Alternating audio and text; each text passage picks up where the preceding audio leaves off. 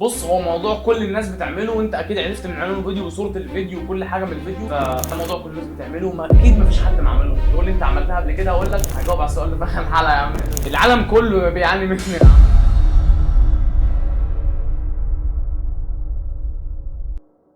الموضوع يعني مش بسيط زي ما احنا فاكرين. الموضوع بيأثر على الحاله النفسيه والجسديه بطرق ممكن تكون مش واضحه في البدايه. لو انت بنت اقفلي الفيديو ده اول حاجه، لان ده للرجال بس. لو سمحتي انا هستناك اهو. على فكره انا هشوف الاحصاءات بتاعت القناه. ازاي بقى؟ لو حاسس ان العاده السريه مسيطره على حياتك، قادر تتحكم فيها، تحس ان هي اللي بتسوقك، هي اللي بتتحكم فيك، انت راكب العربيه كده وهي اللي بتسوقك، فانت في المكان الصح. هنتكلم عن اضرار العاده السريه، عن اسباب العاده السريه ليه بتحصل اصلا، ازاي بتحصل. فيديوهات كتير انت شفتها بس ما جابتش معاك نتيجه، بس في الفيديو انا جايب لك حلول واقعيه فعلا، والحلول الفعاله اللي هتخليك تتعامل معاها بشكل صحيح. ما هو صحيح. لان الافراط في العاده السريه ممكن يؤدي الى الام بالمفاصل والام في العضلات وفي الاعضاء التناسليه، خصوصا لو انت عملتها بطريقه غلط او بعنف. طلع يا عم تتكلم في الموضوع ده ليه؟ انت اخرك بس تقعد كده. انا عايز نخش في الموضوع. هو 12 دقيقة ولا حاجة، ممكن يكون أقل كمان، هيساعدوك باقي حياتك. الله اكبر عليك. ممكن يأثر على القدرة الجنسية في المستقبل. وخلينا نفكر كده، هل الألم ده يستحمل اللحظة الصغيرة من المتعة؟ نيجي هنا لأكبر سبب وأكبر وحش بيواجه الناس اللي بتعاني من الموضوع ده، وهو التأثير النفسي. اللي بيعمل العادة السرية بيحس إن هو، يعني معلش في اللفظ، حقير عن الناس، بيحس إن هو قليل عن الناس، بيحس إن هو ضعيف، بيحس ما عندوش ثقه بنفسه، بيحس بالقلق والتوتر دايما، بينعزل عن الناس، بيسبب له كسل وخمول وما بيقدرش يعمل حاجه، قله ثقه في نفسه، ويقول ان هو يعني بيحس ان هو مخلوق عشان يبقى تافه، مخلوق عشان يبقى عبد الشهوات. بس الكلام ده مش صح. طالما ربنا سايب فيك نفس فعلا، يعني انا هعيط والله، طالما ربنا سايب فيك نفس فعلا في الدنيا دي، يبقى انت ليك قيمه، ليك حاجه تعملها. ربنا ما بيخلقش حاجه عبث، انت ليك قيمه في الحياه، انت المفروض ليك دور في الحياه. طالما ربنا سايبك، يبقى انت ليك قيمه. بيحس بتأنيب الضمير، ما بيحسش بالراحه مع الناس، بيحسش انه ليه فرصه ان هو يعمل اي حاجه في حياته، مع انها مشكله صغيره هتتحل عادي في حياته، بس برضه بيفضل زعلان. ايه اللي خلى المشكله دي تحصل اصلا؟ ايه بعض الاسباب؟ اول حاجه الملل والفراغ. في بعض الناس بيبقوا ما عندهمش حاجه في حياتهم، هم بيصحوا عندهم ملل، عندهم فراغ، ما بيعملوش حاجه في حياتهم. لما يبقى عندك فراغ كبير، فاكيد المخ هيقول لك ايه ده؟ طب ما العاده السريه حاجه تملى بيها الفراغ ده فعلا. لما يبقى عندك فراغ كبير، انا يعني هقعد كده مش هعمل، لازم استمتع يعني لما تحس بالملل كاي انسان، العاده السريه بتكون وسيله للهروب من الروتين اليومي.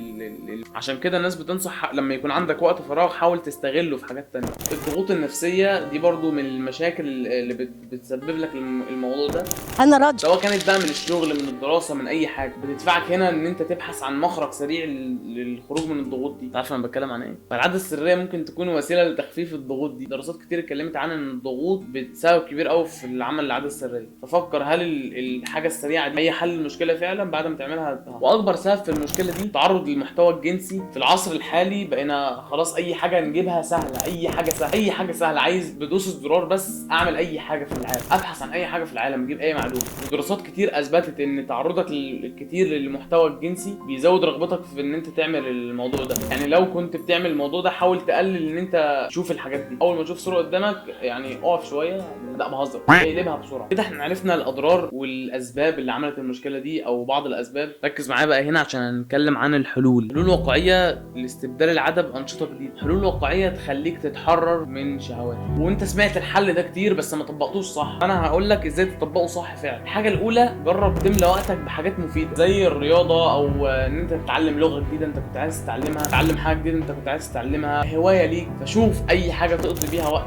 لو بتحب الافلام اتفرج على افلام. كل ما تحس ان انت عايز تعمل الموضوع ده، كل ما تحس ان انت عايز تعمل الموضوع ده، حول الطاقه اللي جواك دي خرجها في حاجه تانية، وشوف حاجه بتحبها، دور كتير، اتعلم، جرب حاجات كتير، شوف، ابحث، هتلاقي حاجه بتحبها وبتشدك ليها، وحط الطاقه بتاعت اللي انت كنت تعملها في العاده السريه دي في حاجه تانية. الحل ده اتقال كتير بس ما اتطبقش صح. ناس كتير بتقول لك ما انا جربت حاجات من ايه يعني؟ لا، عشان انت ما جرب حاجات كتير وجرب حاجات انت بتحبها، دور كتير، هتلاقي حاجه انت بتحبها. انت هنا هتلاقي حاجه تلهيك عنها، وهتندمج خلاص في الحاجه دي. لان بجد الجانب المظلم للافلام دي، يعني اول حاجه ممكن يصوروا الفيلم مثلا في نخش في الموضوع على طول. اكتر من 10 ايام، كذا مشهد، وبعض الممثلين بيمثلوا بالاكراه. انا راجل، والله العظيم راجل. الحاجه التانية ان انت تحسن نمط حياتك او روتين حياتك. انت يا عم مالك انت ومالي فيه؟ انت لما تلاقي حاجه هتشغلك، هتعرف فعلا تحسن روتين حياتك مع النوم الكويس والاكل الكويس والصحيان الكويس. لما تنظم وقتك وتعرف كل ساعه انت هتعمل فيها ايه، مش هيبقى ليك فرصه اصلا ان انت تفكر فيها او ان انت تعملها، عشان انت عارف انت هتملى وقتك بايه. الساعه كذا هروح اعمل كذا، الساعه كذا هروح اعمل كذا. ممكن في الاول تعك شويه بس بعد كده هتلاقي نفسك ماشي تمام. كل ساعه انت عارف هتعمل فيها ايه. مثلا انت عندك مهام في اليوم هتعملها فخلاص. ودراسات كتير اثبتت ان النوم الكويس والاكل الكويس بيساعدوك فعلا ان انت ما يعني انت فاهم. الحلول دي واقعيه جدا يا جماعه واي حد يقدر يعملها. انا بقول حلول واقعيه. الحل اللي بعد كده حاول تتامل او تتنفس بعمق فعلا. بحب الشغل المعيزي.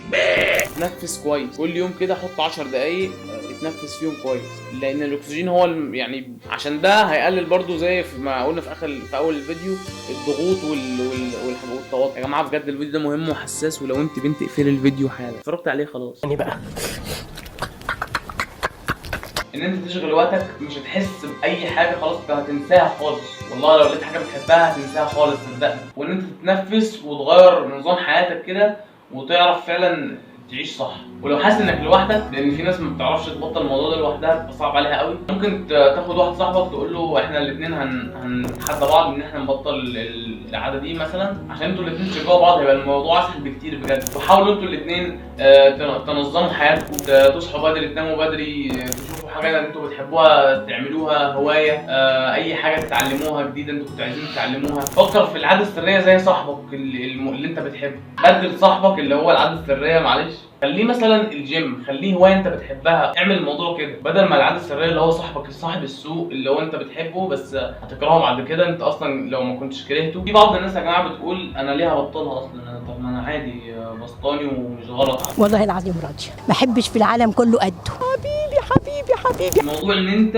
هتبطلها بصعوبه قوي لو استنيت. الوقت المثالي ان انت تبطلها هو دلوقتي، لان انت لو استنيت عارف زي لو انت عملت بيض كده طاسه، بعد شويه لو سبته ما حطيتش عليه ميه على طول، البيض ده هتكحته بصعوبه قوي، ولو ما تيجي تغسل الطاسه دي هتغسلها بصعوبه قوي، فالبيض هيلزق في الطاسه، انت هتشيله بصعوبه قوي. انا والشيفه خد الطبق كله، انا ما بحبش الكشري. هي نفس الموضوع، العاده دي هتلزق فيك مش هتعرف تشيلها الا بصعوبه قوي، فاحسن وقت تبدا فيه هو دلوقتي. في النهايه التغيير ممكن يكون صعب لكن مش مستحيل. بتحديد اهداف واضحه والخطوات اللي احنا عملناها دي خليك فعلا ايجابي وتحسن حياتك بشكل افضل وتثق بنفسك وكده. فانت اكيد عرفت التغيير مش هيتحقق في ليله، لكن خطوه خطوه بتساعدك في تحقيق حلمك وتغيير مستقبلك. بس لو عجبك الفيديو اعمل لايك، ولو ما عجبش خالص اعمل ديسلايك برضو.